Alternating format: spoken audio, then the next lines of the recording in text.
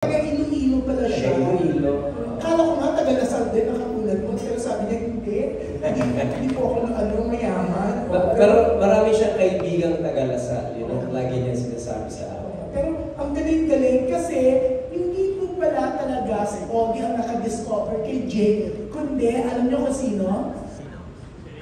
Guess. Si Regine. Si Regine ang nag-push kay Jake para makilala ni Ogie. Alam mo, sabi niya sa akin kanina ni Jake, ang tagal-tagal daw. Tapos parang umabot ng ilang buwan after mag-meet kayo sa bahay niyo, sa basement. That's right. Oo. Tapos sabi mo, we'll talk, pero ilang buwan daw umabot, hindi mo na siya kinontak. So, feeling ni Jake, parang, wala lang, yung parang apply lang na mamanage siya ni Ogie, di ba? Pero nagulat siya, nang tawagan siya, i-text mo siya, tinext mo siya na maganda na at malapit na masimula yung music video. Right. Actually, totoo yan. Kasi every year, pag Pasko, pinapaayos namin yung bahay namin. So, yung mismong nag-ayos ng kasal namin, yung mga bulaklak, preparations, ang pangalan niya si Badang Rueda. So, ang tagal, every year yan. Lagi siyang nag-aayos, pati nung nag-90th birthday yung nanay ko, siya nag-aayos nun. Nung nag-birthday din si Mami V, si Badang din nag-aayos nun. So, Badang is like a close friend of the family. So, nitong last Christmas, ayun, nag-aayos si Badang at assistant niya, si Jake. So, si Jake yung nag-a-assist sa kanya ng mga ilaw, ganyan. Nasa baba ako. Nandun ako sa basement kasi doon ako nagre-rehearse for a show, for a concert. Kasama ko yung banda ko doon. So nasa baba ako, biglang bumaba si Macy's. Kasama, bit-bit na niya si Jake. Sabi niya, Han, may papakilala ko sa'yo. Sabi ko, ay, ang pogi naman niya. Sabi ko gano'n. Sabi nung banda ko, yung mga lalaki yun, sabi, pogi naman yun. Sabi ko, kumakanta ka ba? Opo, kumakanta ko ako. So, tinignan ko yung Instagram niya, and nakita ko nga na ang dami niyang posts about his singing, and he's very good. He's a very good singer. So, doon ko na sinabi sa kanya. Sabi ko, sige, mag-usap tayo soon. And, pero ilang buwan bago ako tumawag sa kanya. Hindi ko siya kinalimutan. Yun nga lang, medyo naging busy lang ako. Pero hindi ko siya kinalimutan. Ang unang imbita ko sa kanya, June, nung nag-concert ako nung Feb. Kasama ko si Odette ba? Ay hindi. Mr. C. Nanood ba siya noon? Sa Soler? Yung ba? O yung Bini? Hindi ko maalala. Yung Bini. Yung Bini sa NPAT. Yung guest ko yung Bini sa NPAT. Binigyan ko siya ng ticket, sila ni Badang, nanood sila. Para may experience niya how it is to do concerts behind the scenes also. And I think nanood din siya kay Regine sa Makati, yung series ni Regine. So, sa Samsung, Reset, yeah. And then, nanood uli yata siya with Mr. C sa Soler. So, para maramdaman niya yung feels ng concert. And then, nung pinaplano na namin yung first music video ko na hanggang dito na lang ba tayo. So, they wanted to feature Colette, as part of the female lead. To be honest, at that time, at that very, very time nung pinaplano na yun, there was no available male counterpart ni Colette. They were all very busy. And thank God, Colette was free on that particular day. So sabi ko, baka naman pwede yung bago kong talent na tinutulungan. His name is Jake Villamor. So they looked at his profile, they looked at his social media accounts. Sabi, sir, pwede to. So we launched it. The music video was a huge success. We're almost 500,000 views already. And nagkaroon sila ng fans, yung Colette and Jake. So ang tawag sa kanila is jacket. Yung sila ng fans. Ang bongga. Yun.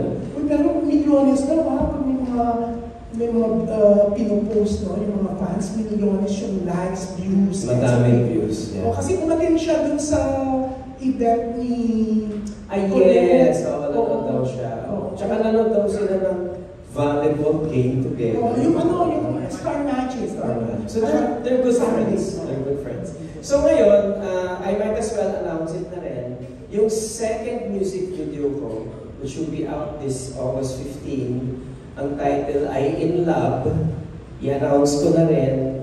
Sila ulit ang mga bida doon. Plus yung mga other characters ko. So, ang pinage kong idea was, paano ba sila nag-meet yung dalawang characters nila? Paano ba sila nag-meet? Kasi dun sa hanggang dito na lang ba tayo, parang malungkot nagkahiwalay sila. So, parang prequel siya. So, ayun, pagbibidahan nila ulit yun. But today is not about my song. It's about Jake Villamor. Kami sa A-Team, we are very, very excited. We have, of course, Lara Baige as one of our first talents. And then we have Popper Bernadas, which he's also co-managed by Star Magic. And then we have Ferdinand Aragon. He's a singer-songwriter from Cebu. Yes. And of course, our fourth talent, which we will introduce today. His name is Jake Villamor. Gaya. Sino naka-text ko dyan? Wala akong naka-text. Nag-edit pa ako. Kasi kung writer kong tuloy. Grabe. Ay, baka may mga questions sila sa Facebook. Pero yan, okay. Sinabi na nga ni Ogie, no, kung may mga questions sa mga live viewers natin, pwede po kayo magpadala ng questions, no? At itatanong natin later kay Jake and Ogie. Pero alam mo, Ogie, eto excited na lang. So, 3:41 p.m. kaya hindi na natin patatagalin. Sino nga ba si Jake Villamor? Tatawagin na po natin. Let's all welcome Mr. Jake Villamor. Hello? Yan. Bigyan natin ng dalawa ng mic. Unang mic si Jake. My gosh. Good afternoon, everyone. Hello po. Sure na. Sige. Yan, Jake! Hello po. Good afternoon. Good afternoon po sa lahat. Hello po. Siyempre, yan. Batiin muna natin ang entertainment press and the bloggers and the TV crew. Yes po. Magandang hapon po sa inyong lahat. Hello po. Alam mo, Ogie, kanina ang dating niya sa akin, sabi ko, may pagka-Korean ka. Siya naman pala nag-style ng sarili niya kasi part na siya ng isang styling team, no? Di ba? Yes. So I'm learning how to fix myself na ako lang. Para every time na lumalabas ako, hindi ko na kailangan maghanap pa ng stylist to fix me. Pero today, Mori Duarte yung nag-ayos po sa akin. So thank you so much po sa Mori Duarte. Kanina, Jake, nung kausap kita, sinasabi ko nga kay Ogie, no, na-impress ako sa'yo. Wow, na-impress talaga. Hindi ako nagtataka kung bakit na-impress mismo si Ogie. Wow. Pero yung isa sa napag-usapan namin dito kanina, kwentuhan namin dito abang sa labas ka, yes. Yung medyo natakot ka. Kasi ilang buwan bago ka kinontak ko na si Ogie. Yes. Kala mo Kevinan yung imamanage ka niya. Yes. Kaya ikwento mo, ano ba talaga naramdaman mo sa ilang buwan na yun? Dahil syempre, nag-expect ka na ng una. Yes. Diba? Syempre, si Missy, si Wifey, si Ate Reds mismo, yes. Nag-push sa'yo. Yes. Tapos, after ng chikahan sa basement, wala na. Wala, yes. Ilang buwan kang kinabahan. At anong mismo ang naramdaman mo? Can you tell us, kwento mo? Well, actually, nung time na nag-meet kami when we fixed Sir Oggie's and Miss Reg's Christmas decors last year, doon nag-usap na kami on that day. Pero syempre, si Sir Oggie, hindi pa talaga ako masyadong kilala. So, naman, siya mag-ano pa yan, mag-background check, ganyan. So, after namin nag-meet that day, it took, I don't know, 6-7 months bago niya ako balikan. So, before po kasi dito sa Manila, I came here last 2022. So, I faced already a lot of rejections. So, that time, nung hindi na ako binalikan ni Sir Oggie, doon ko nasabi na ay parang baka wala na, baka hindi na siya matuloy, baka may nakita siyang hindi niya nagustuhan, kaya ayaw niya na akong i-push as one of his talents. So, na-contact niya ako for the music video of Hanggang Dito Na Lang Ba Tayo last April lang this year. So that's like 6-7 months prior ng first meeting namin. So during that time, parang nag-move on na talaga ako. Kasi I thought, si Sir Ogie, hindi niya talaga ako kunin. But thankfully, nag-message siya sa akin sa Instagram out of nowhere. Sabi niya, Jay, please stand by kasi I want to cast you for my next music video. So, doon na po kami constantly nag-usap na ulit. So, yun po. Yan. Oo. So, ngayon, eto na yung katuparan, di ba? Yes. Anong na-feel mo na talaga namang grabe yung pagpupush si Ogie? Actually, alam mo, pagkausap ko noon si Ogie, syempre hindi naman ako nagdududa sa pagkalalaki ni Ogie. Pero alam mo yung excitement niya, kung gaano kanya i-push. Tapos sabi niya, June, I might manage kami ng 18, we might manage Jake, di ba? Yes. Talagang kakaiba yung excitement niya, Yes. alam mo lang, di ba? O kanina nung kinukwento ko sa'yo na gano'n siya ka-excited. Tapos the way na ipakilala ka niya na Yes. may silhouette pa, di ba? Pero May pa-reveal, di ba? May pa-reveal. lahat kagad ng mga fans, di ba? Yes. Jacket pants niyo. Yes, yun nga, sabi ko kamay pa lang, sinasabi, nagko-comment na sila na ako daw. Sabi ko, paano nila nalaman yun? Na ako. Ang bongga. So, anong naramdaman mo? Dahil grabe yung pagpupush niya sa'yo. Si Yes. Liz, kinalat din ang picture mo, pero Kinalat na ba? Hindi nakatopless yung kinalat ng picture. Ayaw nakatopless. Nagka-topless ba ako ngayon, Joe? Alam may kissing scene. Ay, kailan yun? Yung anong nararamdaman mo ngayon? Dahil ba si Mr. Ogie Alcacida ng 18 ang manager mo dapat ba sila kasamang BL series from you? Willing ka pa rin bang gumawa nun? Well, as of the moment, hindi ko pa siya naiisip to do another BL series. Pero I think with 18 kasi, 18 has like plans for me. So I think if a BL series fits with Sir Augie's and 18's plans for me, and we move on the same direction, then I'm still open for the possibility of... Actually, kanina umaga, nung kausap ko siya, tinanong ko siya, paano yan, Ogie? For sure, the press will ask, di ba? Actually, nagdadala nga ngayon si Ana Cerezo at saka si MJ Malpori, okay? Nagdadala nila, excited sila. Pero kanina, sabi ni Sir Ogie, Yes. okay lang daw na nag-BL ka pa rin. Tapos kanina nung kausap kita, nagulat ako na willing ka, pero ang bongga ng mga gusto mong makasama. Yes. Para malaman nila, ako na isulat ko na, nasa online na nakabandi. Na-reveal na ba? Sino yun? Sinabi ko. Oh, Pero okay. para mismo sa iyo marinig, sino yung mga gusto mong makasama if ever na magkaka-BL series ka? Well, sa akin kasi, BL is like, it's worth it. So, kung anong ginagawa mo sa series, it's completely different from who you are as a person. So when you're doing acting po kasi, you are portraying a character. So nung tinanong ako kanina, kung sino, if ever I'll get casted for a BL series again, there's two actors that I'm really looking up to. I think super galing nilang aktor. There are the people na parang paiyak pa lang sila sa scene, pero ikaw naiiyak ka na. And I think I want to work with them because I want to learn how to act like them. So, if ever I'll get casted sa BL series, I want to work with maybe Sir Alden Richards or Joshua Garcia po siguro. Ang bongga. Yes. Ang galing mong pumili. Yes. Sikat. Yes.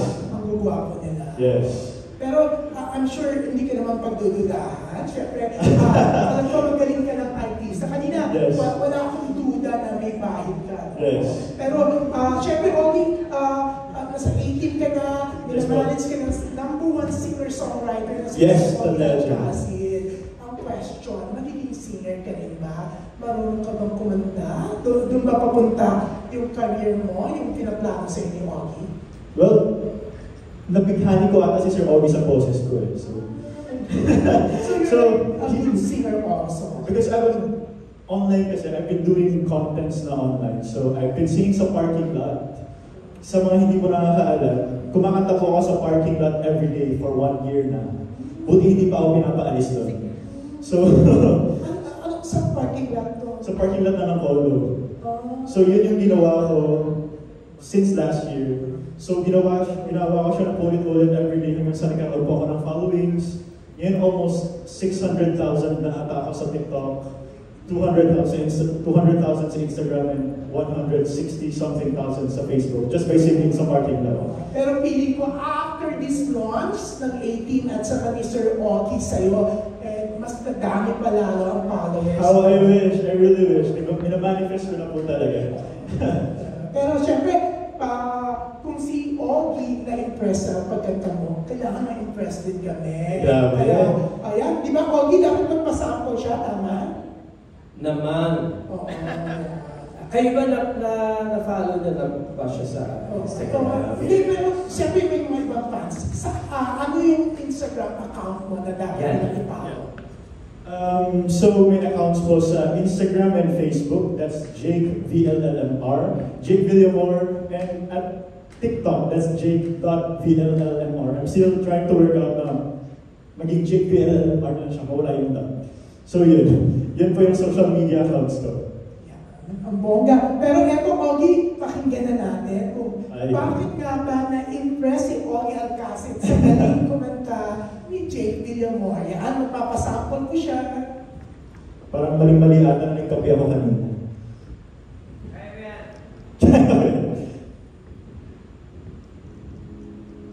Magandang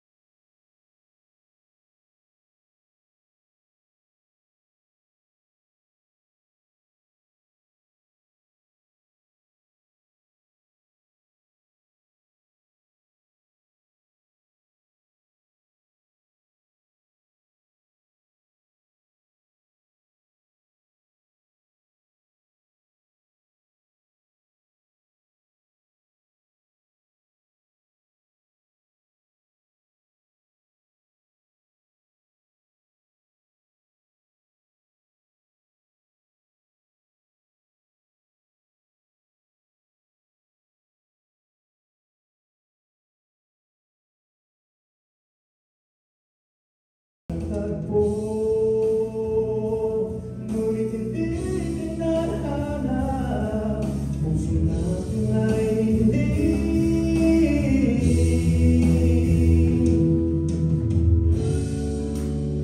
Sa isa't isa.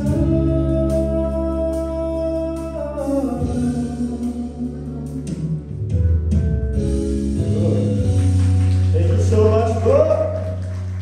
Yeah! Pinagtagpo pero hindi pinahana. Ang bongga. Pero ang maganda, Jay, pinagtagpo at tinadhana kayo ni Ni Sir Ogie, bilang yes. manager